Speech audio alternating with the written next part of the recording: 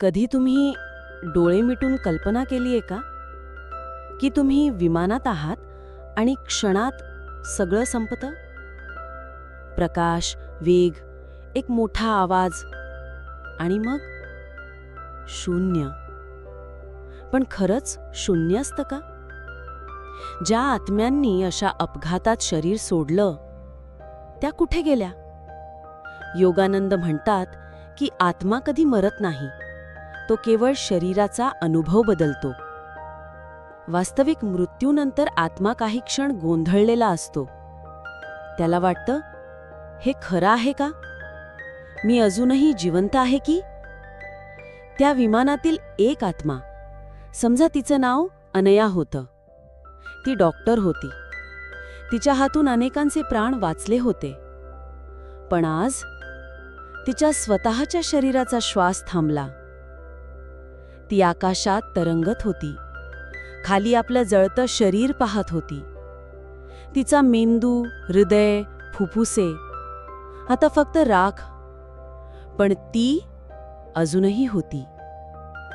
हेच सूक्ष्म शरीर आहे. जीव, मन आणि चेतना हे देहातून बाहेर पडूनही अस्तित्वात राहतं. योगानंद म्हणतात की मृत्यूच्या क्षणी जर मन भीती, मोह किंवा आकांक्षांनी भरलेलं असेल तर आत्मा पृथ्वीच्या जवळ अडकतो. अनयासुद्धा तिच्या आईच्या आठवणीत अडकली होती. तिला आठवत होतं की सकाळी फोन आला होता, पण ती उचलू शकली नव्हती. आई म्हणणार होती, सावकाश जा बाळा. ही अपूर्ण भावना तीच तिची बेडी बनली. म्हणून ती तिथेच अडकली, विमानाच्या ठिकाणी. तिच्यासारख्या अजूनही काही आत्मा एकमेकांभोवती फिरत होत्या, कधी भानावर, कधी भ्रमात. तेव्हा एक दिवशी दूर कुठेतरी ध्यानात बसलेली एक साध्वी, ज्यांनी अनया कधीच भेटलेली नव्हती, त्यांनी प्रार्थना केली की हे दिव्य, या अडकलेल्या आत्म्यांच्या मार्गात उजेड होवो. अनयाने प्रकाश पाहिला. क्षणभर काहीतरी हललं. ती फडफडली. तिने विचार केला, मी इथून जाऊ शकते का?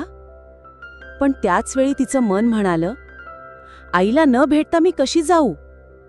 मनाचा ताव कायमचा सुटलेला नव्हता. योगानंद लिहितात की आपण जिथे मन लावतो तिथे आत्मा अडकतो. मोक्ष म्हणजे मनशून्यता, शुद्ध प्रकाशाशी एकरूप होणं. या पृथ्वीभोवती अनेक अशा आत्मा अडकून राहिल्या आहेत. आपल्याला वाटतं त्यांना सोडणं आपलं काम नाही, पण खरं तर आपण त्यांच्या मुक्तीचा एक झरा होऊ शकतो. एक मेणबत्ती, एक ओंकार, एक शुद्ध विचार, हे त्यांच्या मार्गातील अंधार दूर करू शकतात.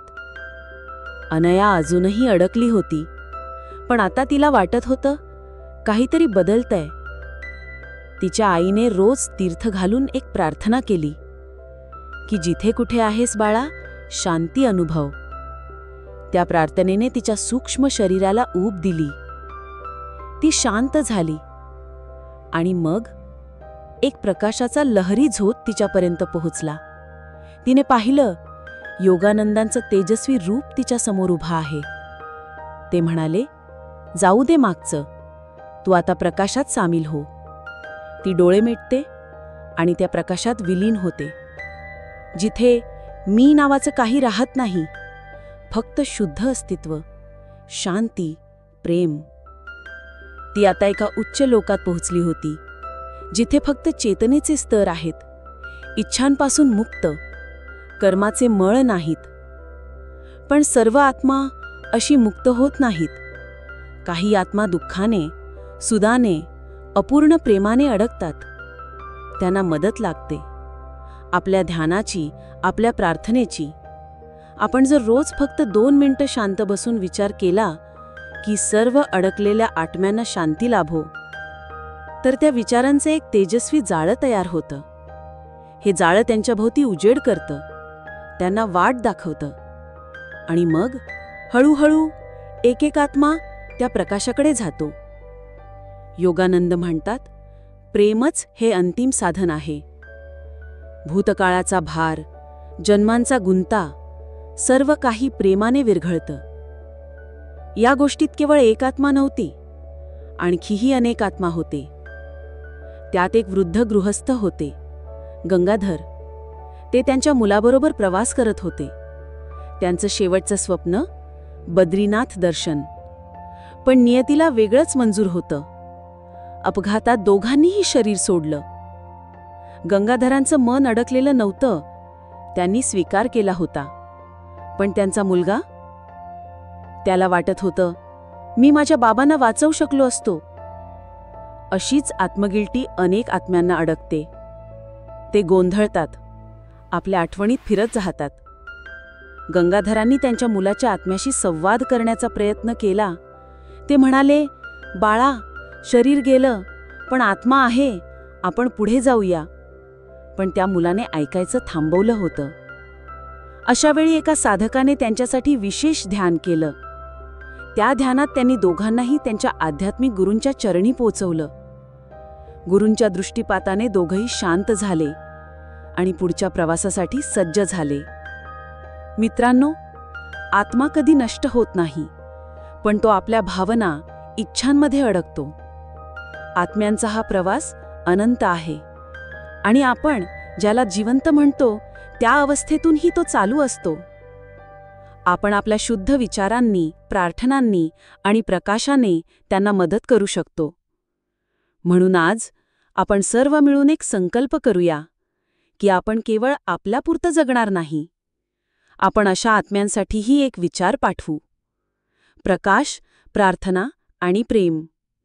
कारण कधी ना कधी आपणही अशाच वाटेवर असणार आणि तिथे कोणीतरी आपल्यासाठी प्रार्थना करत असेल.